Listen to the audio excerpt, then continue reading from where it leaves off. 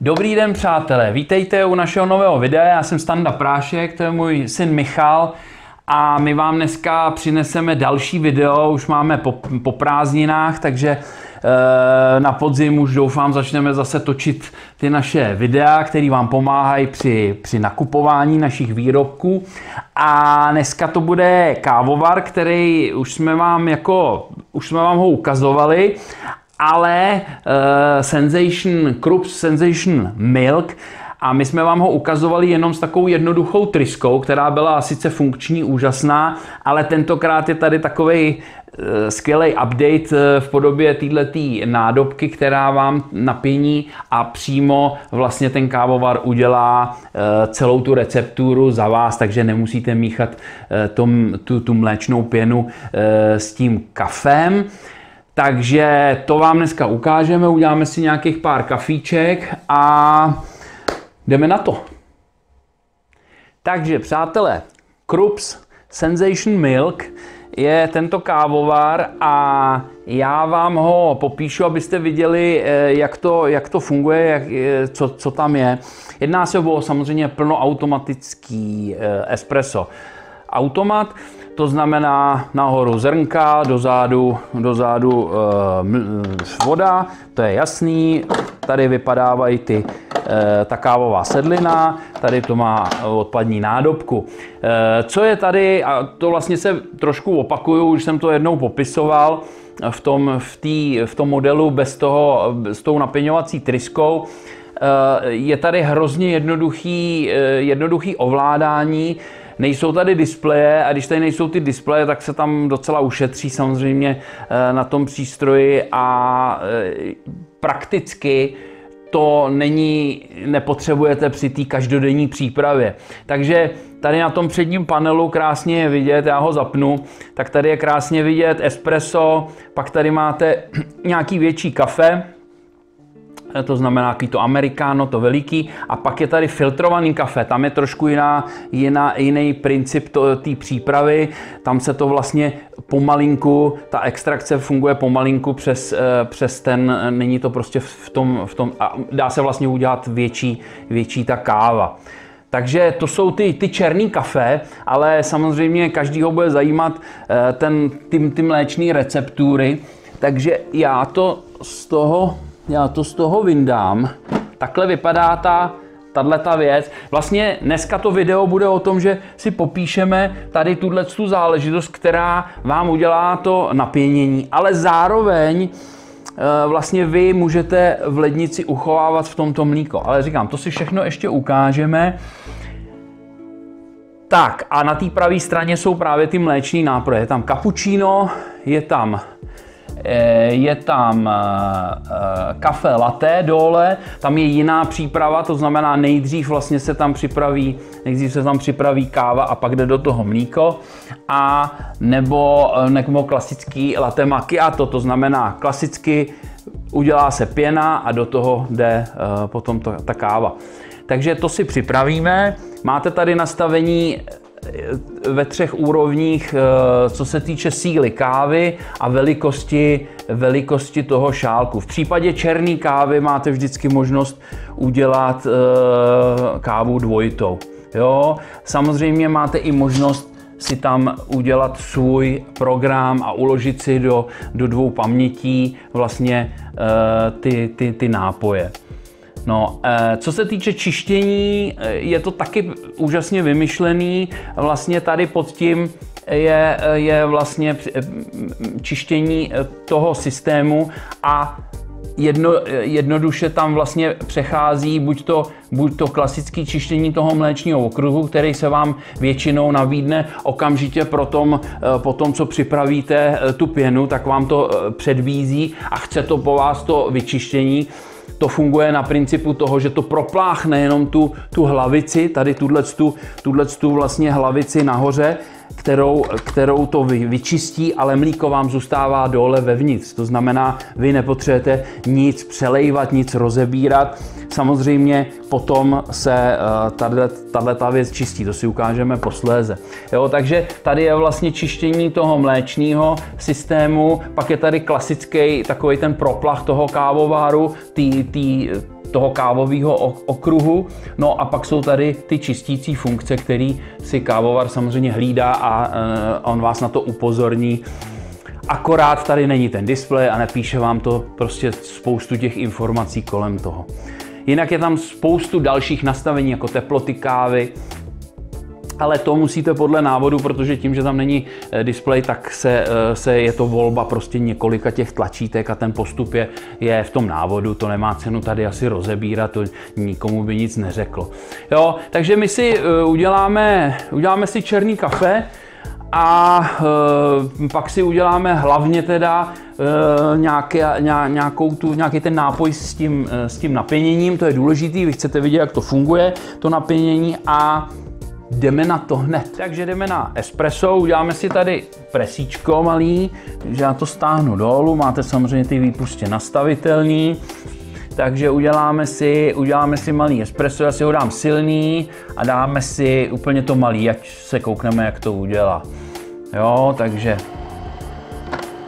naše kávovary, kdo zná, tak ví, jak to funguje. Tady je mlýnek, ten se hezky nastaví třeba do prostředka, nebo kdo jak má rád.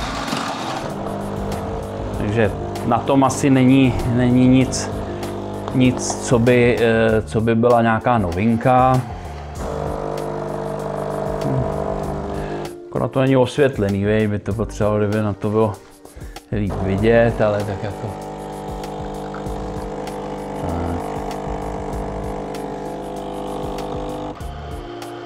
Jo, takže prostě klasický malinký espresso tady máme.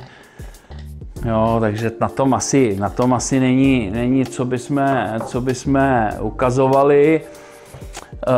Mohli bychom zkusit třeba tu filtrovanou kávu, aby bylo vidět, co to s tím dělá. Já jsem přiznám, že jsem vlastně že si dělám velký, takže zkusíme udělat filtrovanou kávu. Uděláme L-ko, jak to bude veliký, uvidíme. Jo. Takže zase klasický postup na mele. Tady to vyhodilo puky. Vody máme dost. Takže můžeme dělat. A teď pozor, teď tam bude právě slyšet, jak to bude fungovat. Až to teď vlastně pěchuje to kávu. Jo, a teď by to mělo být. A teď to bude pomalu, teď bude probíhat ta pomalá, jenom vždycky to přes to. Jo? Hele, a teď to jede. Jo? Jako by překapávač. Teď je tam vlastně upěchovaná ta káva a přes ní to pomalinku protlačuje a vlastně, takže to udělá. No, takže to je prostě, kdo má rád prostě silný, protože ta extrakce jako z toho veme hodně a pojede to. Ten rozdíl udělá to prostě velký kýbl. Dobrý, na tom asi, jo, takže prostě je to takový velký kafe, jako není to samozřejmě žádný ten gurmánský ale kdo má rád tyhle ty velký. No a co si můžeme udělat ještě?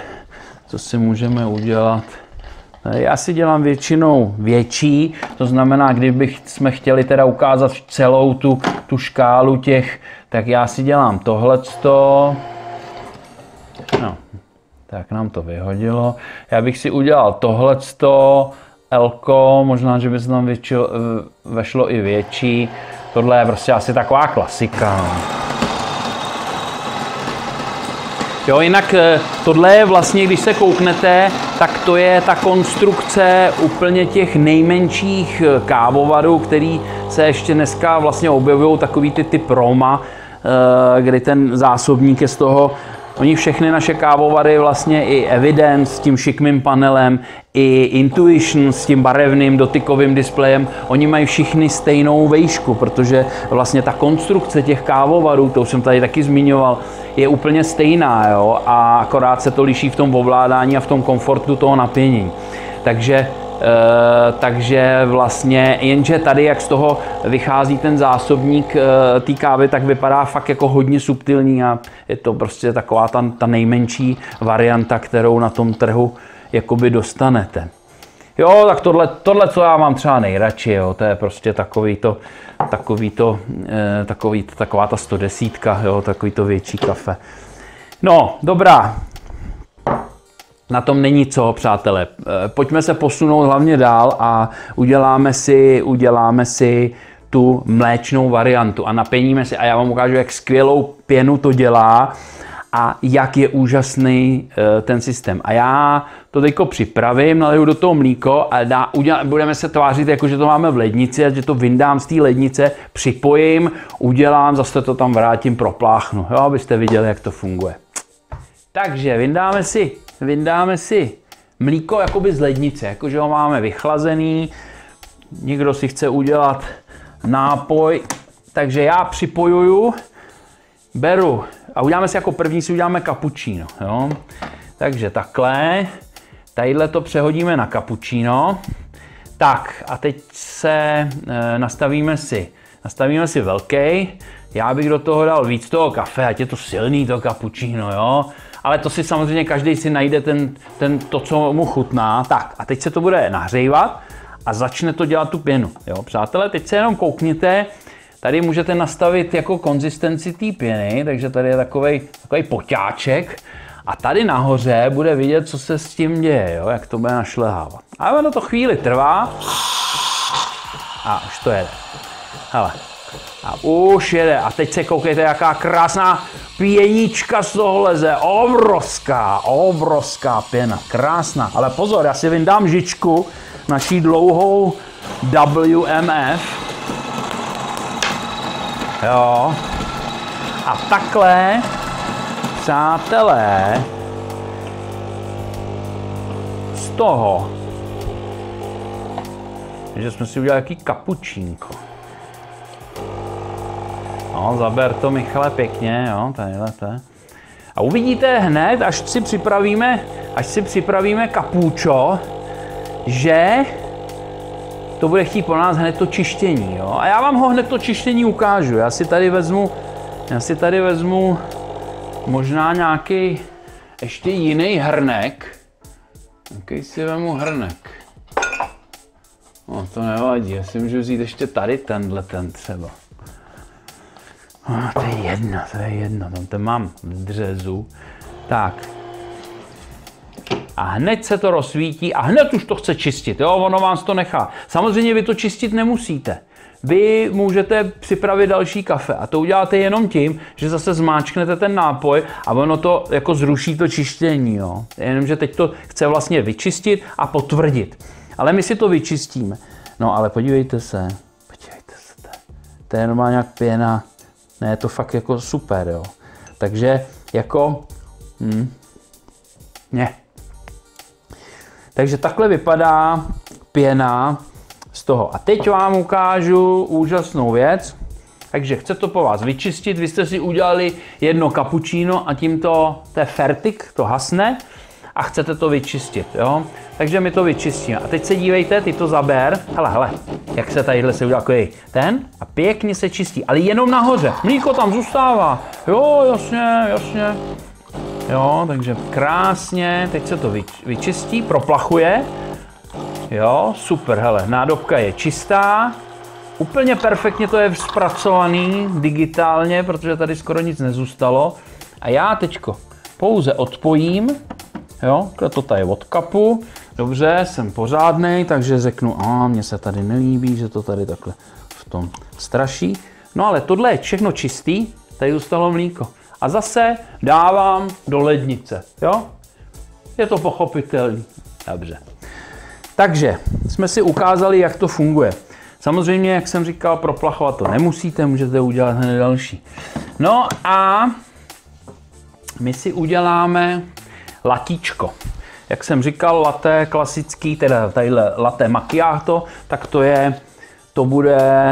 to bude varianta, mám tady takovouhle sklenici, takže zkusíme ji tam nacpat, vejde se tam jen tak, tohle VMFková, krásná sklenička, tak uděláme si, zase to dáme na to největší, já zase do toho dám hodně toho kafe a to mám rád.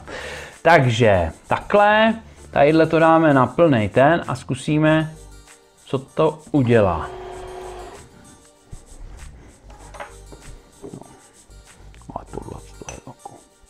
To je čepice, jako mám se to dobrý. No, vidíte, že se to dá prostě udělat. Já ještě řeknu do toho jednu takovou vsuvku, než to začne pěnit a už to bude pěnit 3, 2, 1. Teď, jasný. Já jsem nikdy nebyl příznivcem těch krabic, jako my už jsme to jednou dělali, jo, ale bylo to strašně složitý a právě to je ten vývoj, že co je složitý, to pak začne být jednoduchý, jo. To znamená, že vlastně všechno se to přizpůsobuje tomu, aby to bylo co nejjednodušší. No. Takže jasně, můžete si koupit model Sensation bez toho příznaku Milk a tam budete mít tu jednoduchou trysku, která vám to napění, ale pak to nesmíchá takhle obojí dohromady. To znamená, nejde to.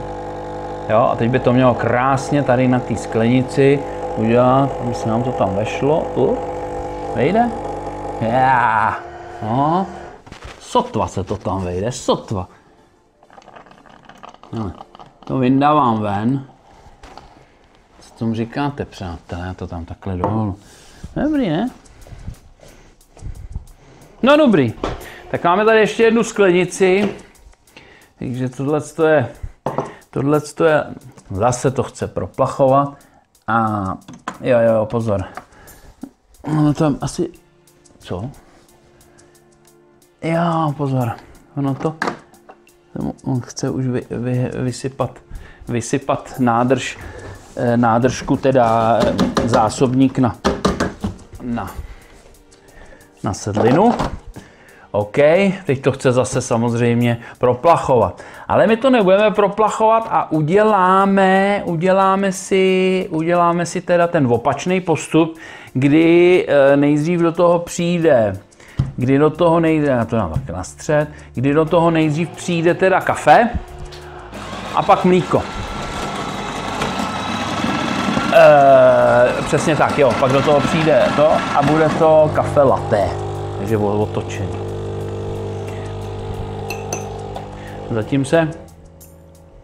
Zatím se podíváme na tuto. To je normálně, to se takhle klepe úplně, ta pěna. Je to dobrý? Mně to připadá, že je to dost dobrý. Je to dost dobrý. No, takže, jo, takhle to promícháme a uděláme si latičko, dobře. Jo, hele, tady to zaber. A teď do té kávy přijde napěnit ta pěnička. Zase chvíli je tam nějaká prodleva, než stihne nahřát vlastně tu záležitost na tu no, paráda. Úplně leze z toho, jak z masomlínku. Jo, to je paráda. Jo, žádný cákání vedle, nic, prostě všecko je krásný, jako jo, takže tady je opačný postup. No, já sám piju černý, takže jako na to nemusím. No. Jo? No, takže takhle je to hotový. Zase, jo, takže tady je ten obrácený postup. Kdo to máte radši, takže vlastně ještě to. No a opět tady máme proplachovačku, takže ještě vám to ukážu jednou, aby to bylo jakoby jasný. Dáme proplachování a zase, jo, krásně je to vidět, jak ta tam cirkuluje. No ale co je důležitý, a to vám musím ukázat v zápětí, a to bude, jak se ta věc čistí, takže přijde ještě rozebrání, co se tam rozebírá, a vy to můžete dát do myčky, to je důležitý říct, ano, správně, to se musí dát do myčky, tak. Takže hotovo, jo, tak tohle to je základní jako propláchnutí, jo. A teď se jdeme podívat na to, jak se to vyčistí pořádně. Tak přátelé, ještě vám chci ukázat tady tu úžasnou věc, ten napěňovač, který je součástí toho kávovaru, vlastně jak ho rozeberete a co na něm budete čistit nebo co dáte do myčky. Nádoba, to je jasný, pak je tady takováhle hadička, tohle, to je na takový bajonet, takže to se takovýmhle způsobem rozebere. Tohle zůstává kompaktní, to celé můžete takhle dát do myčky a ještě, když byste chtěli, tak tohle to se z toho dá jako sundat. Já jsem z toho jednou i sundával tohle, to má takový jako 3 packy, takže se to z toho dá vyndat, ale není to vlastně potřeba vůbec to vyndavat. Takže to jsou tyhle ty věci na čištění. Dáte to do myčky, pak se to usuší, uschne to a máte to připravený. A nebo v tom máte to mlíko a máte ho připravený na to, abyste to napěnili. Hele, po jaký době a furt tady zůstává takováhle krásná pěna. Nenapadá mě nic jiného, než říct, že prostě mě tohle přesvědčilo, že ta nádobka pro toho, kdo si bude samozřejmě dělat latte a cappuccino a tyhle mléčné nápoje má rád, tak to pro něj určitě má smysl. Už jenom proto, že zmáčkne prostě jedno tlačítko, one touch cappuccino, prostě zmáčkne to a udělá mu to celou tu recepturu a nemusí to smíchat. Kdo to chce mít jednodušší, tak si může koupit ten Sensation bez téhletý krabičky. Jinak to máte takhle daný s mlíkem. Doplňujete si do toho mlíko a to. Takže to je celý. Já si myslím, že jsme nemuseli točit nějaký dlouhý video. No a už se s váma jenom rozloučíme a budeme připravovat nějakou zajímavou věc. Doufejme, že výrobky budou představený nový teďko na podzim, tak snad se máme na co těšit. Takže přátelé, tohle byl Krups Sensation Milk. Já doufám, že vás přesvědčil, až teď budete vymýšlet, co na Vánoce si například nadělit k Vánocům pod stromeček, tak třeba si budete chtít dát nový kávovar a určitě to může být jeden z výběrů. Já děkuji Míšovi, že mi pomohl natočit, protože to je můj parťák a my už tady nemáme, ta je na cestě kolem světa, no, ta má nějaký Erasmus a takže ta je nebyla, ta by byla dobrý jakoby košter tady zrovna toho latte, ty kafíčka miluje. My se s váma teda loučíme a věřím, že brzy natočíme další pěkný videa, který vám pomůžou s výběrem našich výrobků. Takže díky za sledování a ahoj. Ahoj.